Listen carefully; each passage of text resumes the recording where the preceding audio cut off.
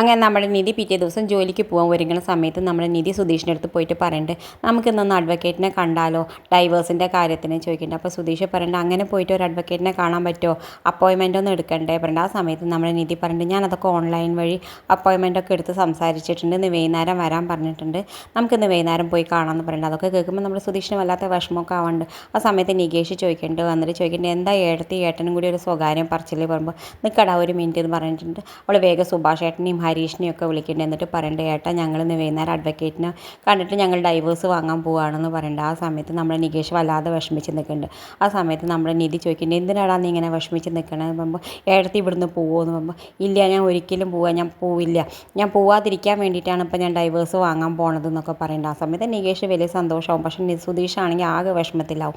പിന്നെ കാണിക്കുന്നത് സുധീഷ് ഇങ്ങനെ വിഷമിച്ചിരിക്കുന്ന സമയത്ത് നമ്മുടെ സുഭാഷ് ഏട്ടൻ വന്ന് പറയുന്നത്, എന്താടാ അവളിങ്ങനെ പറഞ്ഞ് പെട്ടെന്ന് ഡൈവേഴ്സ് വേണം, ഏട്ടനോട് ഞാൻ ഇന്നലെ രാത്രി പറഞ്ഞതല്ലേ അവൾക്ക് ഡൈവേഴ്സ് വേണമെന്ന്, ഇതിപ്പോൾ പുതിയ കാര്യമൊന്നും അല്ലല്ലോ, ഇതിപ്പോൾ എന്തിനാ ആലോചിച്ചിട്ട് ഏട്ടൻ വിഷമിക്കണമെന്ന് പറയുന്നുണ്ട്. ഏട്ടനെ എൻ്റെ കാര്യത്തിൽ എപ്പോഴാണ് വിഷമിക്കാറില്ലല്ലോ, ഏട്ടൻ എനിക്ക് വേണ്ടിയിട്ട് ഒരിക്കലെങ്കിലും നിധിയോട് സംസാരിച്ചിട്ടുണ്ടോ എന്നൊക്കെ പറയുന്നുണ്ട്. ആ സമയത്ത് നമ്മുടെ സുഭാഷ് ഏട്ടൻ ഒന്നും എന്താ ചെയ്യേണ്ടതെന്ന് അറിയാതെ ഇങ്ങനെ നിൽക്കുന്നുണ്ട്. ഹരീഷ് അപ്പോൾ വന്നിട്ട് പറയുന്നുണ്ട്, പോട്ടെ ഏട്ടാ അവൻ്റെ വിഷമം കൊണ്ട് പറയല്ലേ എന്നൊക്കെ പറയുന്നുണ്ട്.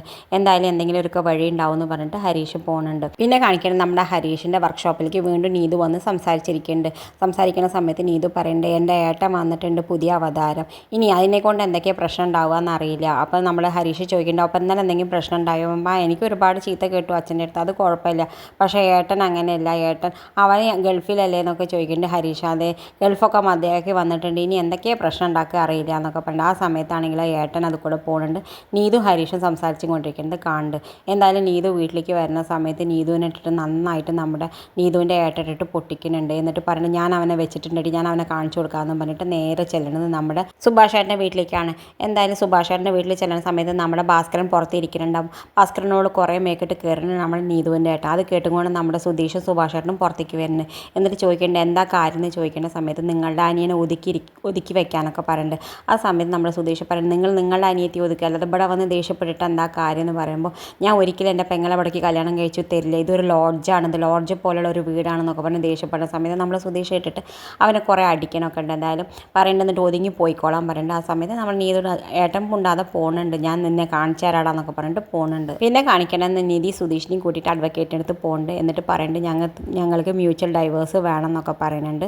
എന്തായാലും ഇത് കാണിച്ചുകൊണ്ടാണ് ഇന്നത്തെ പ്രൊമോ അവസാനിക്കുന്നത്. ഇതുപോലെ പ്രൊമോ വിശേഷങ്ങൾ നിങ്ങളുടെ മുന്നിൽ എളുപ്പത്തിലെത്താൻ ഈ ചാനലിന് സബ്സ്ക്രൈബ് ചെയ്യാൻ മറക്കരുത്.